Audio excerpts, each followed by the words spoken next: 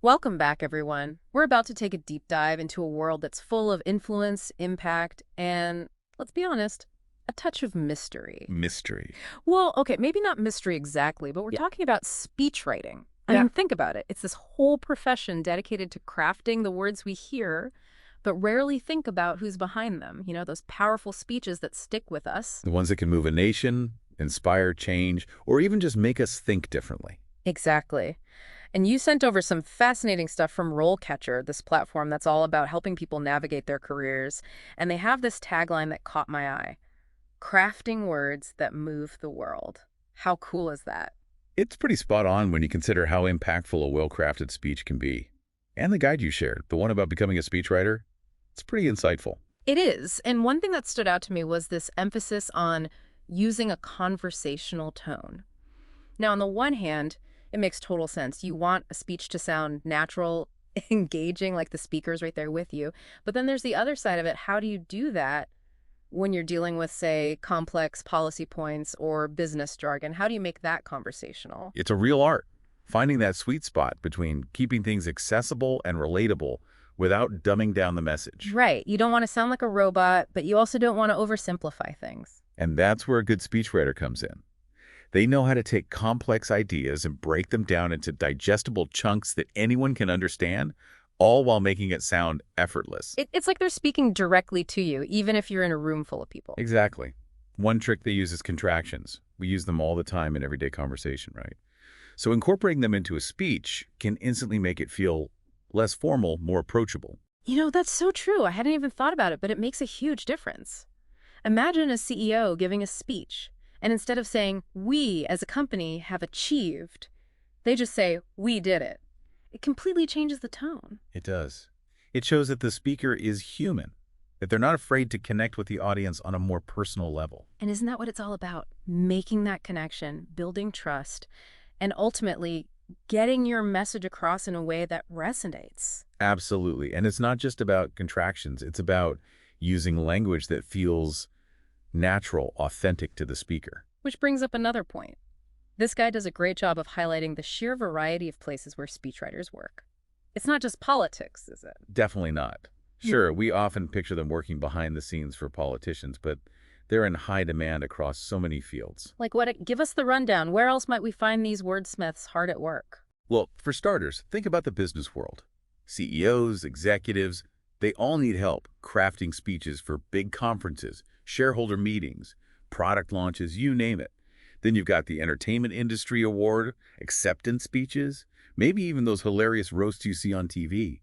Think tanks, nonprofits, anyone who needs to present complex information in an engaging way, even wedding speeches. Oh man, I can only imagine the pressure of writing a wedding speech. You've got to strike the right tone, be heartfelt, but not too sappy, funny, but appropriate. And let's not forget, you've got a whole room of people who are hanging on your every word. Yeah. So yeah, speech writing is definitely more versatile than people realize, but it's not all glitz and glamour, is it? The guide also mentions some of the downsides, like long hours and fierce competition. What else did they highlight? Yeah, what's the trade-off for getting to craft these amazing speeches? Spill the tea. Well, the creative influence is a definite plus. You're shaping messages that can reach a global audience, potentially impacting major decisions. And let's be real, the earning potential isn't too shabby either, especially as you gain experience and build a reputation. Okay, so big impact, potentially big rewards. But what about those long hours? Are we talking all-nighters fueled by coffee and the pressure of an impending deadline? Is that a thing? It can be demanding, especially when you're working on a tight turnaround or a high-profile speech. Adaptability is key, being able to switch gears from something lighthearted to a super serious topic. And honestly, not every speech is going to be a career-defining moment. Some days, you're writing about, well, let's just say not every topic is equally thrilling. Okay, fair enough. Even speechwriters have to pay their dues with the occasional dry topic. But I'm guessing that's where their skill really shines, making even the most mundane information engaging. You got it. That's where that conversational tone we talked about comes in. It's about finding that emotional core, that human connection, no matter what you're writing about. So you're basically saying even seasoned speechwriters had to start by, paying their dues. It's like any other craft, right? You got to learn the basics before you can wow everyone with your masterpieces. Exactly. It's like an apprenticeship in a way.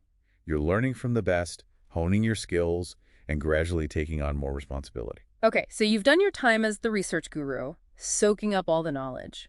What's the next step up on this metaphorical speechwriting ladder? Well, usually you move into a junior speechwriter role. That's where you really start to spread your wings a bit. Spread your wings, I mean like you get to write about more interesting stuff. Exactly. You're given more freedom to choose topics, to develop your own voice. And this is where the RoleCatcher Guide really emphasizes the importance of storytelling. Oh, I'm all about storytelling. We've all had to sit through those speeches that are just fact after fact, statistic after statistic. It's like watching paint dry. Right. No one remembers those. But a speech with a good story, that's what makes it memorable, engaging. It's the difference between giving information and actually connecting with your audience. 100%. Yeah. And it makes sense. If you think about it, humans are hardwired for stories. We've been telling them since, well, the dawn of language. It's how we make sense of the world, how we relate to each other. And the best speechwriters, they tap into that. Think about Martin Luther King Jr.'s I Have a Dream speech. Oh, come on. Now that's just good speech writing. Oh, right. It wasn't just about policy. It was about a vision, a hope for a better future. And he told it in a way that resonated with millions of people. And it still does, all these years later. Mhm. That's the power of a good story. Okay, so you've mastered the art of the anecdote. You're weaving captivating tales into every speech. You're basically a speechwriting rock star. What's next? Well, eventually you climb to that mid-level position. Yeah. And here's where things get really strategic. You're not just crafting individual speeches anymore. You're thinking about the bigger picture. Bigger picture, meaning, give me the details. It's about understanding how each speech fits into a larger communication strategy. You're collaborating more closely with executives, helping them define their public persona, shaping their message for different audiences. So it's less about the individual speech and more about the overall narrative. Exactly. And it's not just about playing it safe. At this level, speechwriters need to be ahead of the curve, anticipating trends, understanding how the media landscape is evolving. Anticipating trends, you mean like predicting what the hot button issues will be a year from now? That's intense. It's part of it, but also thinking about how people consume information these days. It's not just about what you say anymore, it's how you say it, where you say it. It's like you have to be a mind reader, a futurist, and a wordsmith all rolled into one. It's a lot to juggle for sure.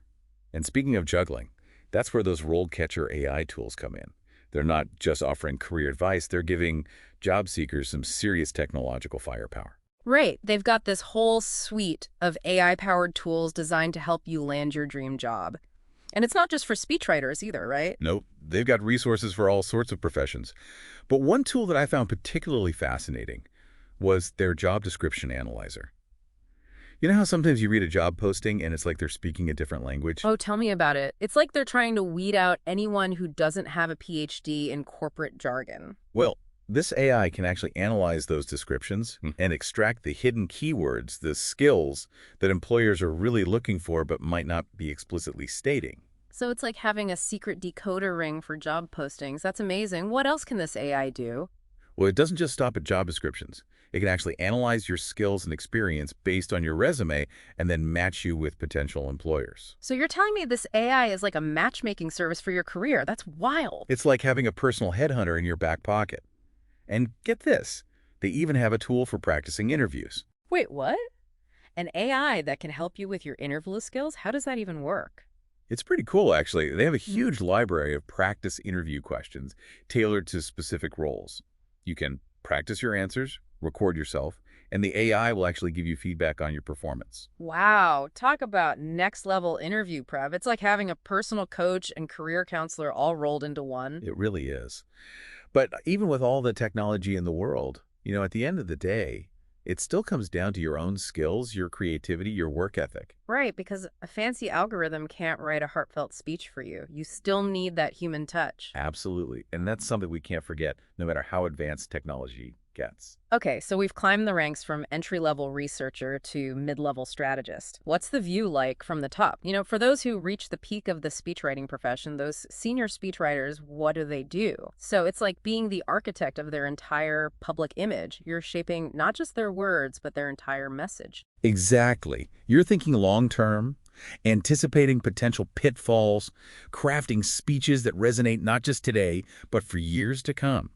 And often, you're leading a team of writers, mentoring them, making sure everything meets those sky-high expectations. It's like you've reached the summit of Mount Speechwriting. You're not just writing anymore, you're leading the whole expedition.